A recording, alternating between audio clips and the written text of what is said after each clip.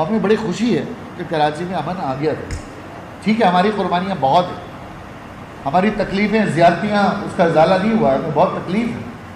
हमें अपने लापता लोगों की, हमारे जो कारकुनान, 1200 से ज़्यादा कारकुनान जेलों में असीर रहे और अदालतों से बरी हुए, हमें उसके ऊपर बहुत तकलीफ़ है, उसका दावा कोई नहीं कर सकता।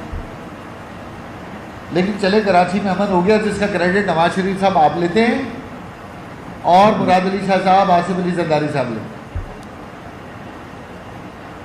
किधर गया आपका कराची टारगेटेड ऑपरेशन?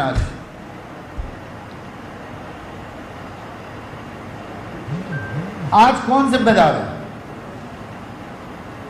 माजी के सारे गुनाह तो आपने एमक्यूएम के खाते में लिखे हुए, आज कौन कसूरवार है स्ट्रीट क्राइम का? और यही स्ट्रीट क्राइम आगे चल के गैंग वॉर बनेगा।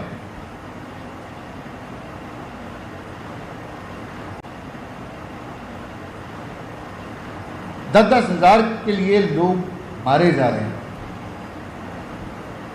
पुलिस कोई गिरफ्तारी नहीं कर रही, और पुलिस ये कह रहे हैं कराची में बिल्कुल सब ठीक है। ताजिर बिरादरी, मुझे तो ताजिर बिरादरी पे हैरत है। ये ताजिर बिरादरी किस तरह की ताजिर बिरादरी है जो टैक्सेस देती है, पूरे पाकिस्तान को पालती है, और पुलिस चीफ उसके सामने बैठ के कह रहा है कि आप लोग वावेला करते हैं और हमारी ताजिर भाई खामोश हो जाते हैं, हमें फ़ोन कर करके शिकायतें कर रहे हैं।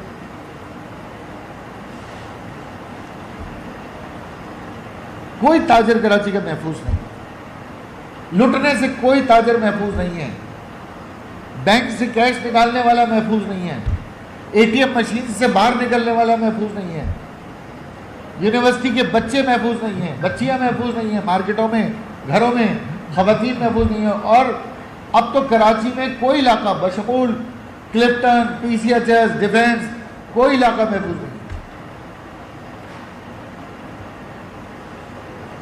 ऐसा लगता है कि जराइम पेशा अफराद को लाइसेंस टू किल दे दिया है, तो जाओ कराची में। अच्छा भाई, कराची में क्यों हो रहा है ये सब? ये कराची की सरहद पार करके क्यों नहीं हो रहा? ये लाड़काना में क्यों नहीं हो रहा? वहां के अमीर लोग नहीं रहते, वहां मोबाइल नहीं है। हैदराबाद में पीसीएचएस, डिफेंस, कोई इलाका महफूज नहीं। ऐसा लगता है कि जराइम पेशा अफराद को लाइसेंस टू किल दे दिया है, तो जाओ कराची में। अच्छा भाई, कराची में क्यों हो रहा है ये सब? ये कराची की सरहद पार करके क्यों नहीं हो रहा? ये लाड़काना में क्यों नहीं हो रहा? वहाँ के अमीर लोग नहीं रहते, वहाँ मोबाइल नहीं है। हैदराबाद में भी नहीं हो रहा, लाहौर में भी नहीं हो रहा, पिशावर में भी नहीं हो रहा, कोयटा में भी नहीं हो रहा। तो कोई वजह है ना कि कराची के अंदर ये सारे लोग दंदनाते फिर रहे हैं? बेसबब तो नहीं है ये। और फिर मैं आईजी सिंध को भी यहाँ सवालिया निशान बनाऊंगा, और बराह रास्त बल्कि आसिफ अली जरदारी साहब से भी ये सवाल करूंगा, स्ट्रीट क्राइम के इतने वाक़यात हो रहे हैं, कोई एक एसएचओ आपने मुअत्तल किया? कोई एक एसएसपी आपने मुअत्तल किया? नहीं हुई तो जुर्म नहीं हुआ। करें ना फॉरेंसिक, असले का फॉरेंसिक करें, मॉडल कोर्ट में ले जाए, 6 महीने में सजा दें। जब आपने दहशतगर्दी की एफआईआर भी काटनी और मुद्दई और गवाहों का इंतजार करना है।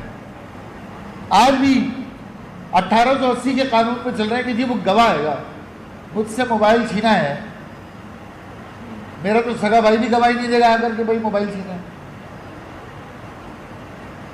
पहली चीज तो मैं ही नहीं जाऊंगा थाने एफआईआर दर्ज कराने।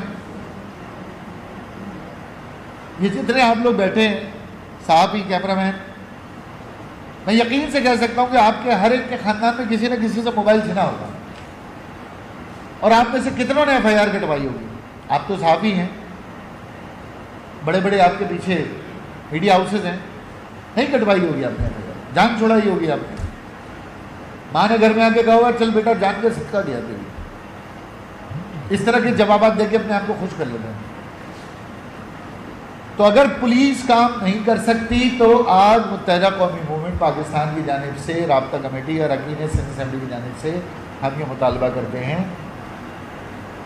कि दोबारा एपेक्स कमेटी का क़याम अमल में लाया जाए। एपेक्स कमेटी का दोबारा क़याम अमल में लाया जाए और पुलिस के साथ साथ तमाम एजेंसियों को बशमूल रेंजर्स और इंटेलिजेंस के इदारे, कोर कमांडर साहब और चीफ मिनिस्टर साहब की सरबराही में उसका क़याम हो और खुसूसी तौर पर कराची में स्ट्रीट क्राइम को ख़त्म करने के लिए एक मरबूत हिकमत अमली बनाई जाए। मैं बार बार ये दोहरा रहा हूँ कि रेंजर्स और पुलिस ने हमारे शिकवों के बावजूद कराची में एक ऑपरेशन किया, कामयाब ऑपरेशन किया। यहाँ गैंग वॉर ख़त्म हुई, यहाँ पे ड्रग कार्टेल ख़त्म हुए,